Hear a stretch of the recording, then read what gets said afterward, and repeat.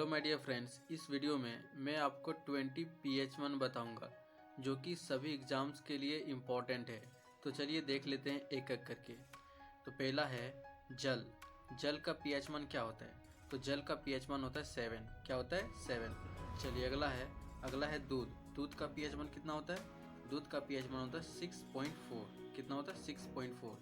चलिए नेक्स्ट है 3 नंबर मानव रक्त। मानव रक्त का pH1 कितना होता है?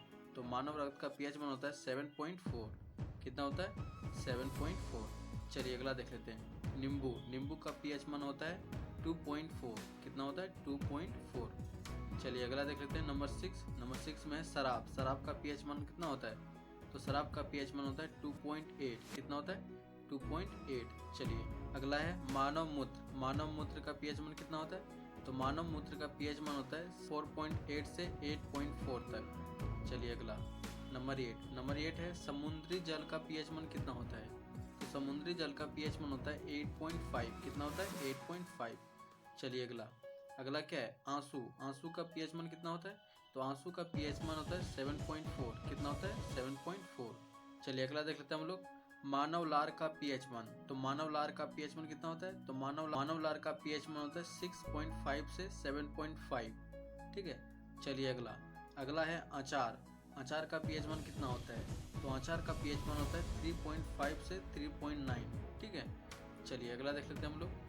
अगला है टमाटर का pH1 कितना होता है? तो टमाटर का pH1 होता है 4.5। टमाटर का pH1 होता है 4.5। चलिए अगला है 13 HCl। HCl का pH1 कितना होता है? HCl को हिंदी में बोलते हैं हाइड्रोक्लोरिक अम्ल, जो हमारे पेट में पाया जाता है। ठीक है।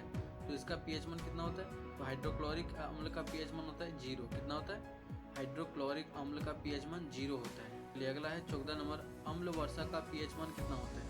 तो अम्ल वर्षा का pH1 होता है 5.6 से कम। 5.6 से कम होता है। ठीक है।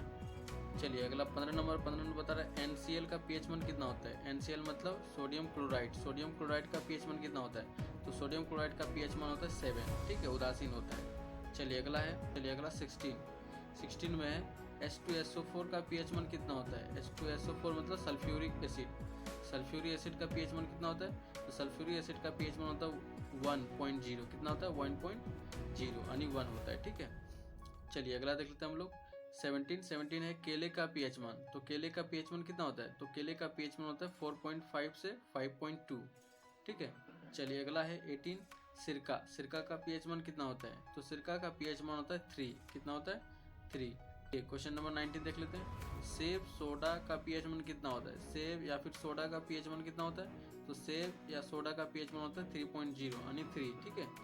चलिए अगला लास्ट क्वेश्चन है रोटी का pH1 कितना होता है? तो रोटी का pH1 होता है 5.3 से 5.8। ठीक है।